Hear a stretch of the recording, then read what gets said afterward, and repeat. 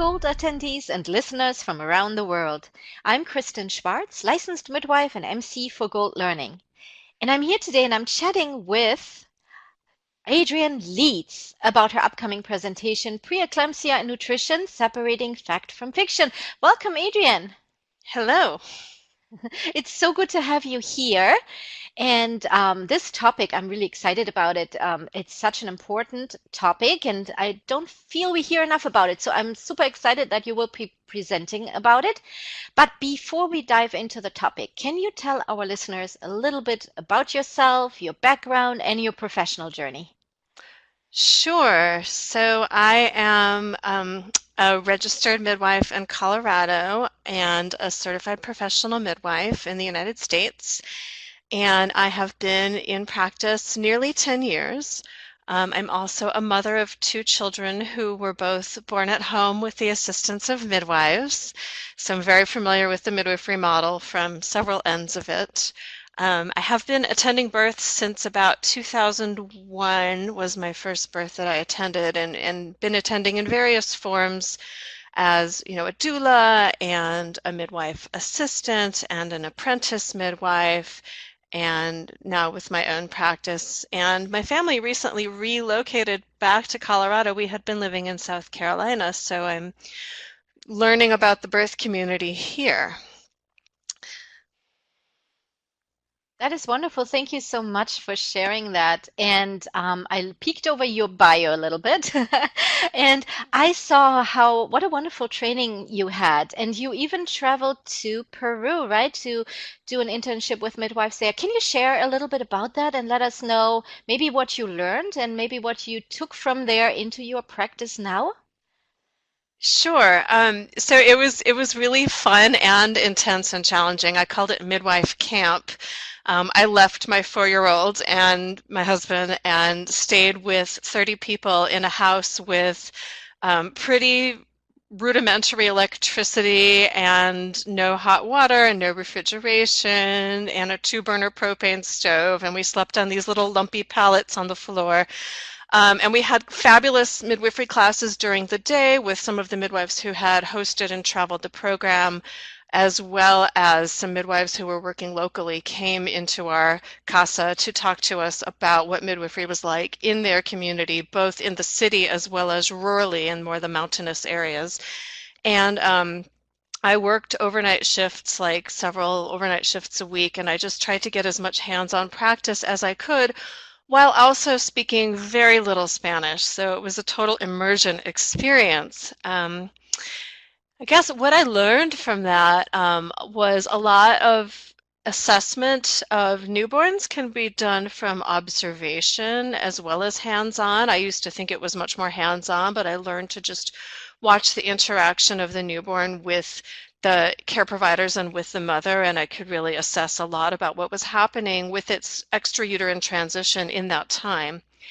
I also really learned, after working a lot in low-risk populations and home birth, to work with whoever walked in the door of a public teaching hospital was quite a different population. So I really saw wider parameters in terms of what was normal and what women could handle, for example, with blood loss. That's very interesting. And so you got a good immersion, as you called it.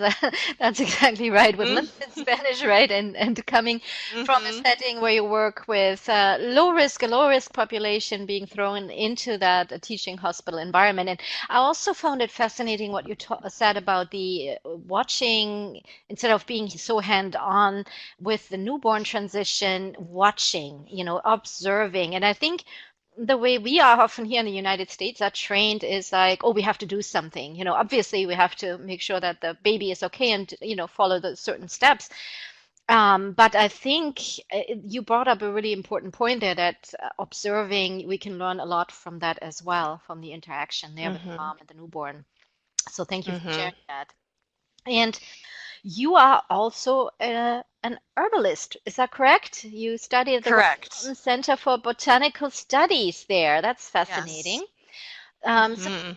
that sounds amazing. So tell us a little bit about that and how that influences your practice right now. Well, I have been weaving herbalism and homeopathy and flower essences into my practice throughout my training and my clinical practice. And I try to meet women where they are. I certainly, carry herbs and recommend herbs, but I also try to meet my clients, if they're unfamiliar with making a daily nutritive tea, we might just start with that. I certainly carry herbs and homeopathic remedies for emergency situations as well, but there's a time and a place for everything under the sun. So, I like to say, sometimes we're going to use a remedy, and sometimes when medication is called for, we're going to discuss and use that. So I really like that I can be holistic as the situation calls for.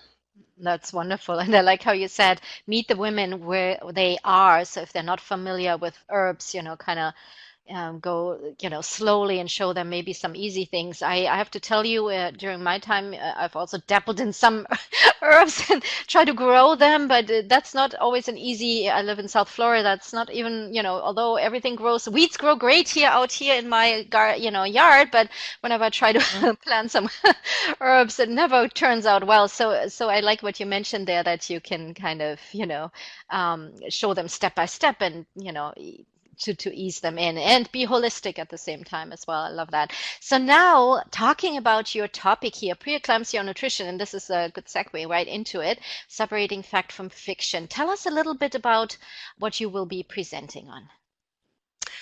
So I'm going to look at the definitions of preeclampsia and really of the hypertensive disorders of pregnancy that have been classified into 4 and sometimes 5 different categories. And then I'm going to look at, historically, a lot of midwives and childbirth educators have recommended a specific dietary plan for the prevention of preeclampsia, and I'm going to look at how this diet plan got developed and what the current evidence for it may or may not be. And then we're going to look at how nutrition has really changed over the last 100 and particularly 40 to 50 years in terms of what nutrients are really available for women while they're growing new life. And also the specific studies, the clinical evidence for particular nutrients and how they interact with preeclampsia, pregnancy-induced hypertension, chronic hypertension, and really what is evidence-based practice in nutrition and what is more conjecture. Great. I can't wait to hear your presentation. Can't wait for that. It sounds wonderful information right there that everybody can use. Now, before I let you go here, can you give me a little nugget of what is it that you think can our listeners take away from this presentation? I think it's important to stay open to the fact that we don't have all the information about preeclampsia yet, that it is a multifactorial etiology, so there's new research coming out all the time. I think it's important also not to hold fast to black and white magical thinking in terms of that if you find the one right nutrient or eat the one right way, that all your problems will be solved and you can just be happy and healthy. I think it's complicated and we need to embrace that complexity. Well, I'm looking very much forward to the presentation. Thank you, Adrienne Leeds, for coming here and chatting with me today. You're quite welcome. I'm excited to present. Oh, fantastic. The presentation, Preeclampsia and Nutrition, Separating Fact from Fiction, will be available coming to gold, I should say, and is part of the Managing Complications During Birth lecture pack. And for more information on this presentation and all the other presentations in the lecture pack, please go to goldlearning.com. Thank you everyone for listening here today. Bye bye for now.